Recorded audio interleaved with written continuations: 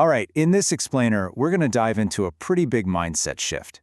It's all about moving away from the daily grind, just being busy, and toward intentionally building something that actually lasts. We're going to explore the architecture of real influence. So, let's just start with this one fundamental question. Seriously, think about your last week, your last month, all that activity, all that effort. Is it just keeping you busy? Or is every action, every meeting, strategically building something bigger, something with lasting impact? It's a simple question, I know, but the answer? Well, it can change everything. And this leads us right into something we could call the busy leader's trap. You know the feeling, right? It's like being on a hamster wheel, running faster and faster, but you're not actually getting anywhere. It's all action without any real progress. All effort, but no lasting impact. Okay, think about it this way. Your calendar is an architect. Every single meeting, every task, every deadline you put in there, it's a brick. So the real question is, what is it building by default? Is it constructing this amazing fortress of influence? Or is it quietly, day by day, building a prison of just reactive work? And here's another classic symptom of being in that trap. You spend your whole day putting out fires, right? Solving one problem after the next. But does it ever feel like for every single problem you solve, two more just pop up in its place?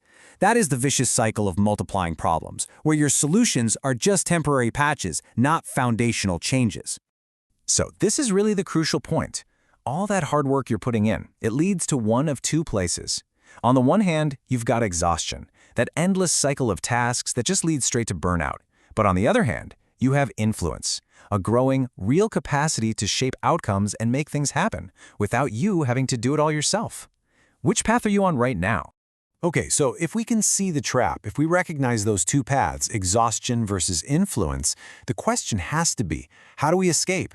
How do we consciously choose the path of influence? Well, the answer is surprisingly simple, yet it's profoundly difficult for a lot of us. It all starts with the power of the pause. Now, this completely reframes what a pause really is. We're talking about thinking space. This is not about doing nothing, not at all. It's an active, strategic tool. It's the moment you deliberately step back from all the chaos just to gain some perspective. It's how you start to see the connections, the opportunities that are completely invisible when you're just stuck in the thick of it. That, right there, is a genuine leadership advantage. And really, this is the core idea, boiled down. Pause today, shape tomorrow.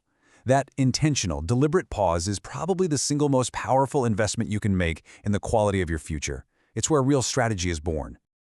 So once you start carving out that thinking space, you begin this incredible journey from just pure brute force effort to genuine, lasting influence. And that is where the real leverage is. This concept is absolutely critical. See, as just one person, your effort is finite. There are only so many hours in the day, only so many problems you can solve yourself. But influence? Oh, influence is a force multiplier. It lets your ideas and your vision work through other people, achieving a scale that your individual effort could never, ever touch. So how do you actually do this stuff? Well, here's a pretty simple path to get started. First, pause first. You have to resist that powerful, deep-seated urge to just jump into action immediately. When a crisis hits, your first instinct shouldn't be to act, it should be to think. Second, ask different questions. You've got to shift your focus from, how do I solve this problem, to, wait a minute, what's the real opportunity here? So instead of asking, how do we fix this recurring bug again, you start asking, what is this bug telling us about our entire process? See the difference? One's a patch, the other is a system upgrade. And third, listen for signals. When you run into resistance, don't just see it as a barrier you have to smash through. Ask yourself, what is this resistance telling me? If your team is pushing back hard on a new project, that's a huge signal that maybe the timing's wrong. Or maybe, just maybe, you've misdiagnosed the problem entirely. And when you consistently start to apply this way of thinking, your focus naturally shifts from the immediate to the enduring. You stop just managing the present, and you start consciously building your lasting legacy. Let's get really long-term for a second. Forget about next quarter's results. What about the work you're doing right now? What part of it will still be creating value in 20 years? Are you just solving today's problems, or are you building the systems and the frameworks that will solve tomorrow's problems long after you're gone? This brings us to a final, and I think really crucial distinction. On one side, you have success, and that's about achieving immediate, tangible results. Hitting the target, winning the deal.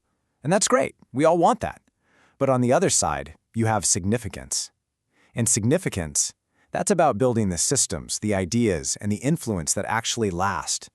It's work that continues to matter long after that initial win has faded. And that's the connection right there. A real legacy isn't about you.